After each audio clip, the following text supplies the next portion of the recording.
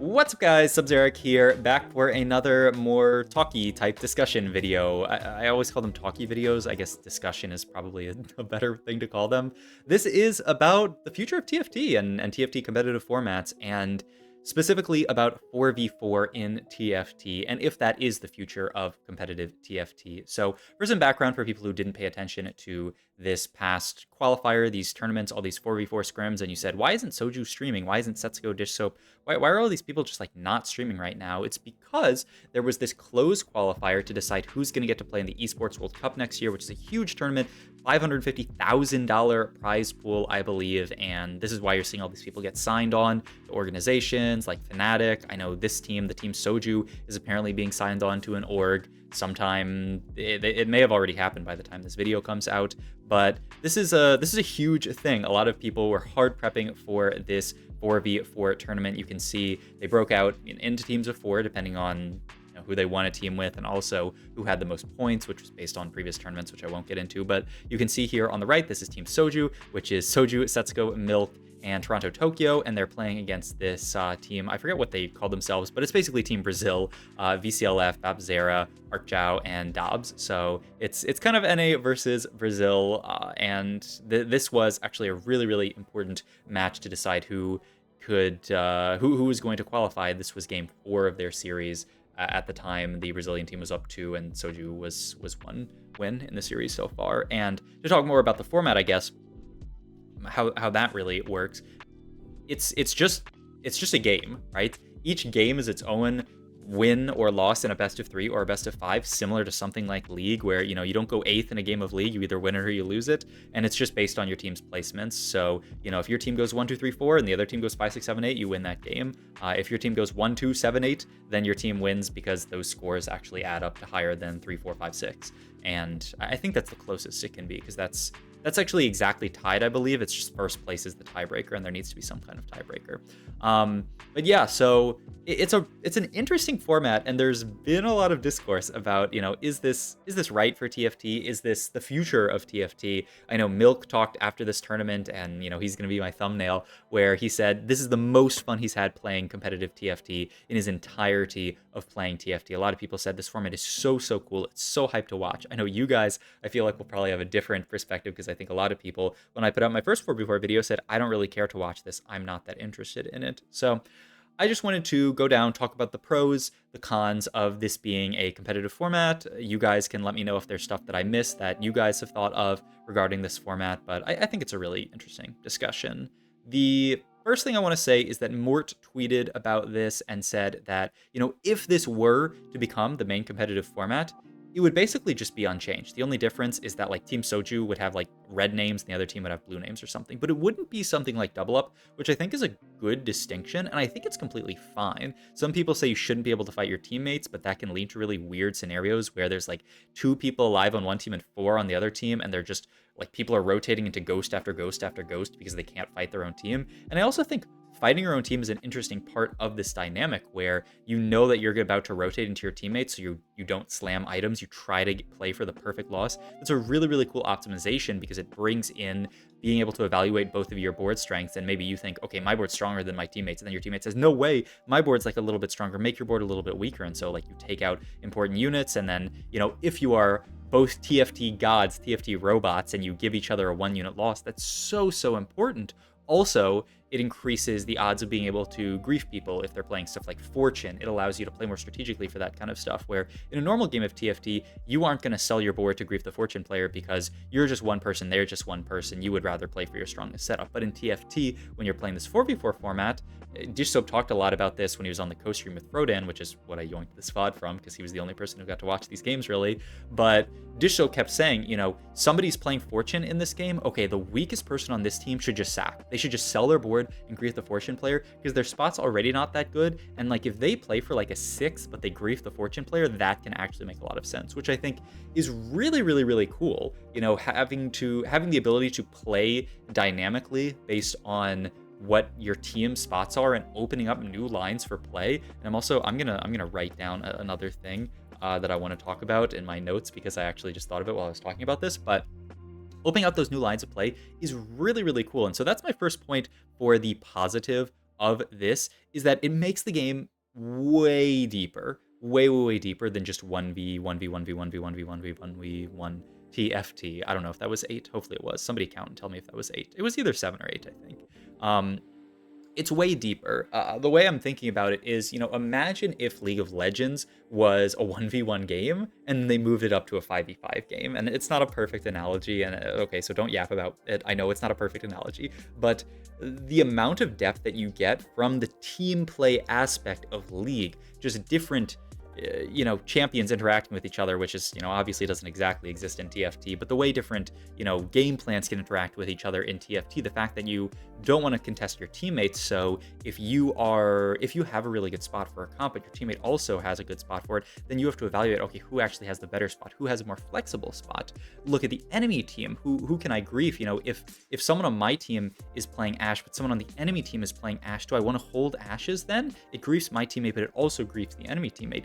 All of those things are really cool added layers of depth to TFT that come from this format. One of the things that's like a really small thing that somebody mentioned on the stream is, and if you go back to the start of the VOD, you can see it, but you probably didn't notice it, is Team Soju, when it's portal selection, they all run to the middle of the board, and then at last second, they jump on the portal. And that's actually pretty, it's a real optimization, because knowing that you can influence what the portal is when you have 4 out of 8 players, there's a decent chance that the portal you're all standing on is the one that's going to get picked. You can sort of stop your opponent from being able to strategize against what portal it is. They lose those few seconds of thinking about the portal, and maybe they're not expecting it to be that portal. You guys all run on that portal at the last second, it gets chosen, and then it throws one of the game plans out of whack. And that's not going to swing the entire game, but if it just distracts someone a little bit and makes their game a little bit harder to play out, then that's worth it. And I'm sure there are hundreds and hundreds of little optimizations like that you can play for in TFT with this 4v4 format. And we've barely scratched the surface, because there are very few 4v4 tournaments that have happened so far. There was, like the study group clash. There was me and Kai's Sub Wars type thing. There have been some other 4v4 tournaments, I'm sure, in the past. I think one of the LANs was a 4v4 tournament as well. Maybe multiple of them have been 4v4 tournaments. So, they're not uncommon. It's not like it's a completely new concept, but the fact that this is a huge tournament that is 4v4 has raised the question, should we move to 4v4? So that's one point in the positive for it. Another thing that I wanted to talk about is just kind of like the hype aspect of it. And you can agree or disagree with this, and I'll talk through some more parts of it, but I think it would be really cool to add to TFT. There's so much drama in League about, who's being signed to what team. And, TFT's not at that space yet where it's like a huge deal who's being signed to, what team. It's definitely nice, but it's not it's oh my God, Soju went to Fnatic. This is the biggest off-season signing. But one could imagine if 4v4 becomes big, where this becomes a real thing, where you have your team of 4 people and, there are tensions. Soju and Setsuko say, I can't do it. I can't team with this guy anymore. And then Setsuko leaves. And then imagine Setsuko teams up with Dish Soap. And then it becomes Setsuko Dish Soap team. And this is the super team of the solo queue gods. Or, it's a study group, comes out of nowhere. And it's a few people that really aren't that known, but they have a really good team synergy because they're, friends, have played with each other for a long time. All those storylines that exist in League, I think, copy paste, bringing those to TFT would not necessarily be a bad thing. Those are really hype storylines and really fun to watch. The only thing I would say is that the pro scene in League is way more developed than the pro scene in TFT, so we would have to wait a bit to get to the point where that's actually, I feel like when, a player gets signed to a team, like Wei Iverson getting signed to Fnatic, it was big on TFT Twitter, and people were like, whoa, but I think if you asked a random TFT player in a game who Wei Iverson even is, they would probably be like, I have no clue. So, that's part of TFT's growth as an esport, and I don't know if TFT will ever get to be a point where it's as big as League or Valorant or something. It doesn't have that kind of broad-based mass appeal, I would say, but I still think the moving around between teams could be really interesting, especially if TFT gets to a point where those moves are actually consequential for the teams. So, maybe it's just fun to see people move around between teams. Maybe it becomes a huge thing. If anything, it's just fun to see players jump around between teams and see what teams end up getting made. Another thing that I want to talk about, which is a point in the positive for this, is it's sort of similar to what I was talking about with there being added depth to the game, but it allows your team to control variance a lot better because you're getting a bigger sample of games. And this is the reason why I think a lot of these pro players really like this format. Is in one game of TFT, you can usually only play one game of TFT, pretty self-explanatory. But when you're playing 4v4 TFT, your team is really playing 4 games at once. So even if you individually low roll, someone else on your team might end up high rolling. And that adds a lot to the game. It adds a lot of ability for your team to impact the variance, right? If you think your team is 10 times better than the enemy team, if you're just playing one game, one sample size game of TFT, and it's just, you say, I need to outplace one person, it's me and Setsuko in a lobby, I would say I would give Setsuko, the better odds of beating me. But in a one game sample, I could certainly outplay Setsuko. I mean, I've done it before, and I'm sure you guys have, ended up in games with random, pro players, influencers type people, and been like, whoa, I outplaced Soju in this lobby. I outplaced Emily Wang. I outplaced Dish Soap. Like that absolutely happens in TFT. And it's because TFT is a low sample. Also, maybe they troll sometimes. No pro player is perfect, but the bigger aspect of it is that, TFT is a game that has randomness in it. Sample size of 1 means that anybody can win, really, as long as they have a certain threshold of player skill. But in a 4v4 setup, you're not playing one game at a time, you're playing 4 games at a time. So when you play a best of 5, which is what this was, Team Soju versus Team Brazil, you're playing 5 games, and each team is getting 4 individual games to play. So it's really a sample size of like 20 games across a best of 5, which is a huge sample, right? This is, basically longer than like an entire weekend of TFT. It'll usually be like 6 games, and then even 7 games if it's final, but that's only 19 games tops. Whereas you can get through this in 5 games. You can get through 20 games in 5 games. Kind of weird, but I think this is what a lot of people like about it, is it does kind of reduce variance. It allows you to say like, well, if our team is good, we should be winning these. And I'm really curious to see how the actual tournament ends up going, because, I don't know who the best teams actually are. Team Soju is a team I think a lot of people had high expectations for, and they did quite well. But, there are other teams that I think teams had different levels of preparation, I would say, going into this. There are some teams that just threw together a team and said, we might as well play. There are other teams like the Soju team that really, really prepped. So I'd be curious to see what the actual tournament looks like when people are all fully prepped, and if the consensus best team ends up, having a good run. Because, I mean, even in esports where it's quote unquote all skill, stuff like Valorant, stuff like chess, there's still huge upsets that happen because, you can't account for everything just by player skill and all that.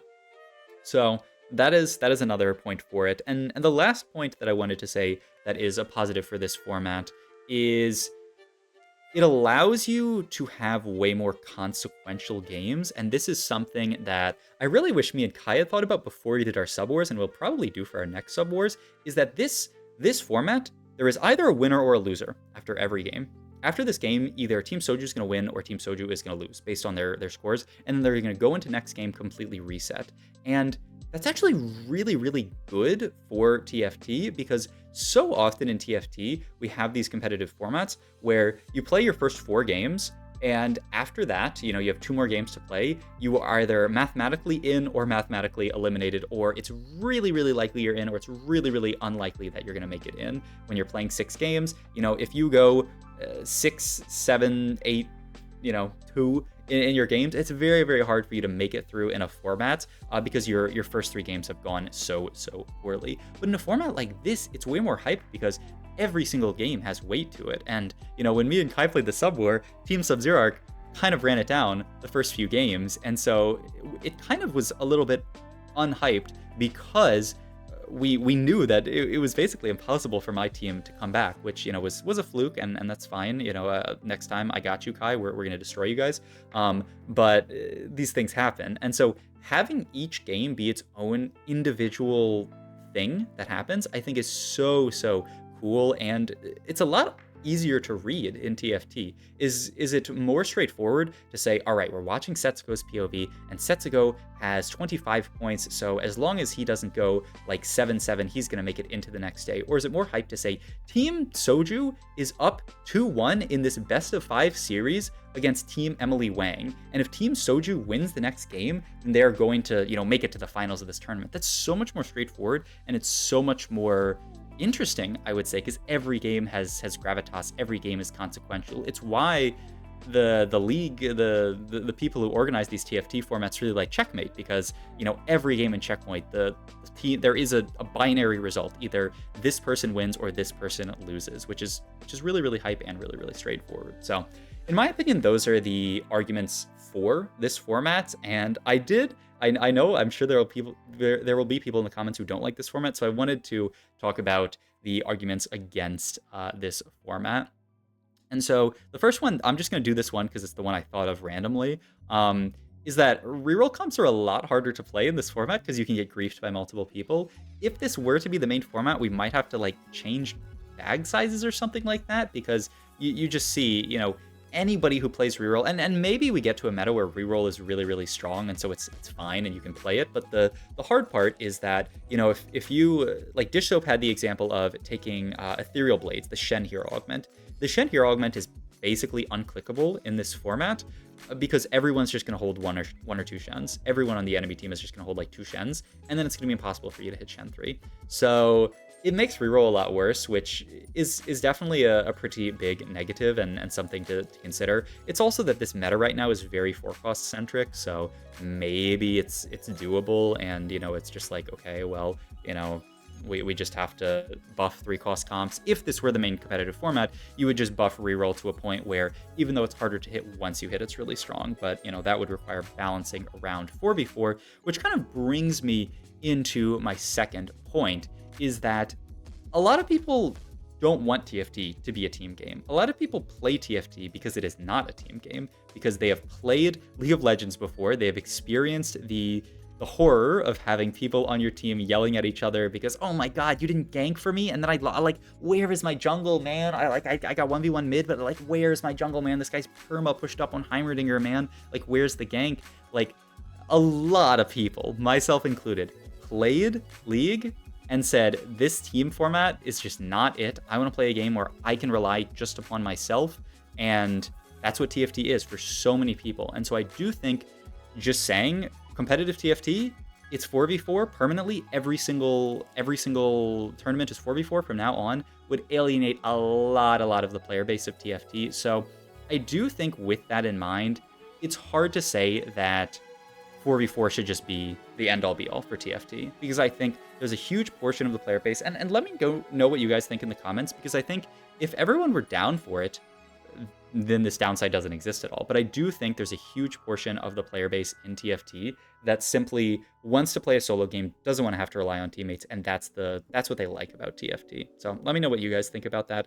But I think that is, in my opinion, probably the biggest roadblock to this being the main competitive format, is that people just don't really want to play Team TFT. I think a lot of people want to play TFT and just rely upon themselves. So that is a big thing. And the other part of that is that solos TFT, imagine we lived in a world where 4v4 was the main competitive format, but you still played on ladder as just a solo queue player, and it was kind of similar to League, where you solo queue, you get really, really high ranked, and then maybe you get picked up by a team, and then you play, in these team-based tournaments. The problem is that League at its base is still a 4v4 or a 5v5 game. TFT at its base is not a 4v4 game. So if you have people on ladder just grinding out their skills, getting better at the 1v1 version of the game, and then they have to completely relearn the game because they're playing 4v4, that's very difficult. People have said, well, it's the same thing as solo queue in League and in Valorant, but it's not, because in those games, you're still playing for your teammates. Even if you're playing solo queue in League, if you see your teammate is about to die, you can go save them.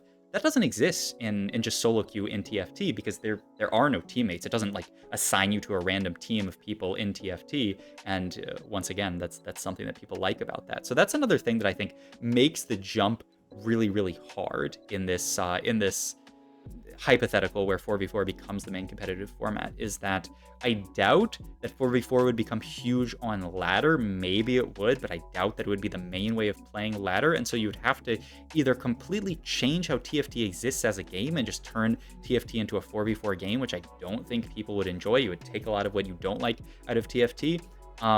Or you'd have to, have those separate ladders, and it would be really weird. So that's another huge roadblock. And the last roadblock, which is kind of similar to all of this, is that, people already feel like there is some amount of, like, TFT competitive is hard to get into because, Soju is studying with, like, Setsuko and Milk and, like, all these people. And there are all of these little, like, study groups in TFT. And, like, as a new player trying to get good at TFT, you often feel like it's really, really hard to kind of like break into being like in the know in TFT. And you can watch streams, but there are people talking about stuff like that off stream. You can get coaching from good players, and they'll tell you some of that stuff, but maybe not everything. And I mean, this is something that I struggled with when I was really, really new to TFT, is, people are sitting on call on stream talking about stuff, and like I don't have a TFT study group. I kind of now do, but honestly ours is even not that active, but at least I have some people that I can talk to about TFT. But this is something that I think this is something that I think is really, really prevalent in TFT. It's sort of like the clicky nature of it, where it's really, really hard to kind of like break into that part of TFT. And if the game all of a sudden becomes based around 4v4, then every team is going to have their own clique, and it's going to be even harder to break in as a new person into TFT, into the competitive scene. So, I still think TFT is not the worst by far. It's much better than stuff like League, where, I feel like if you get pretty good at TFT, you can you can talk to people, learn from them, and people will accept you. And I think that's great about TFT, but I wonder if this idea brings us, more in the opposite direction than the positive direction.